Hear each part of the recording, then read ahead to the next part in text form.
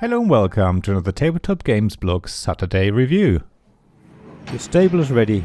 You've chosen 3 creatures from your selection of 30.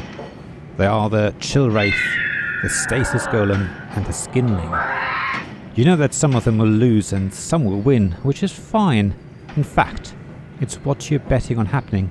Because if you win your bet, irrespective of whether the creature wins or loses, it will give you a strategic advantage in the next round of combat. You also have a few trumps up your sleeves. The Iron Tusks, which you've kept back for now, will make one of the creatures even stronger. And you've pulled some strings behind the scenes, so you know that you can fix one of the matches in your favour. You're confident that you will come out on top in Underleague by Cogwright Games. The theme of this game is a mix of steampunk, fantasy and horror. It's clearly a dystopian world where ruthless people control a stable of creatures and pit them against other players' creatures in combat after combat. Not to the death, and not even for victory, but to match however you decided to bet that battle would end, win or lose. The betting phase in this game is actually what really brings it to life for me, and makes it stand out from other games in the genre. Here isn't the usual card battling game, where you buy equipment to make your fighter stronger or better protected. It's not a matter of building your deck, adding cards that have more power, or weeding out cards that slow you down, even though there is a small element of this in Underleague as well. But I'll get to that later. Instead, here's a card battling game where a weaker creature is not necessarily to a disadvantage. You can bet on it to lose its fight, because winning your bets is what gives you more strategy cards, as they're called in the game in the next round. These strategy cards represent equipment that you can assign to your creatures, or so-called schemes, which are basically like actions that can break the rules in a number of ways, and therefore give you a last-minute chance to change things. So if you bet well and choose your battles wisely, you can be stronger in the next round, even if your creatures end up losing all their battles. There is more though. All strategy cards can affect yourself as well as others. Equipment cards in particular can be played on your own or an opponent's creature. So you may intentionally weaken one of your own creatures to ensure it loses the battle, or buff an opponent's creature because you bet on it winning the battle, while everyone else bet on it losing.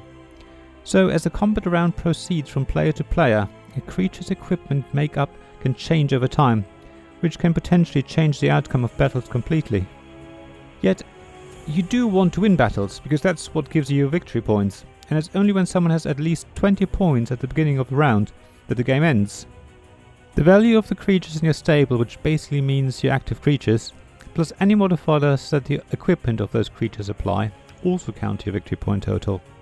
Of course, creatures that are powerful in combat have a lower value, so you do need to make sure they win their battles, while weaker creatures are worth more victory points, meaning that you can push towards victory by having 3 weak creatures in your stable with a lot of equipment attached to them, which can give you a large chunk of the required 20 points.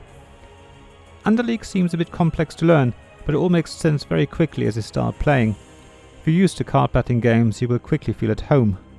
The game encourages a lot of table talk, secret scheming and clever play to ensure you maneuver yourself into a winning position.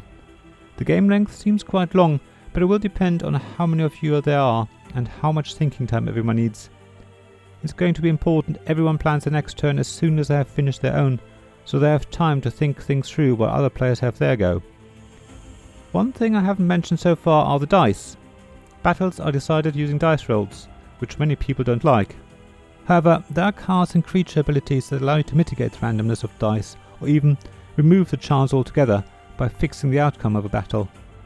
So I felt the randomness of the dice rolls was not an issue. In fact, it created many memorable moments when the dice just went against someone and all seemed lost, only for the result to be changed by a cleverly played strategy card. So I'm really looking forward to playing Underleague again. Cogwright Games have done a great job. You can see in my unboxing video that the components are really good and the artwork is wonderful. I would recommend you take a closer look at Underleague if you love card battling games. Thank you for listening to this Tabletop Games blog Saturday review podcast. Please check the description below for links mentioned in this episode, as well as to the written version of this article on the blog. If you enjoyed this episode, please subscribe, give us some stars or leave a review. Please also tell your friends about me, and if you want to offer financial support, check out my Patreon and Ko-fi pages, links to which you'll find in the blog at tabletopgamesblog.com. So thank you again for listening, and I hope to see you again soon. This podcast is made possible by the generous help from our Patreon supporters.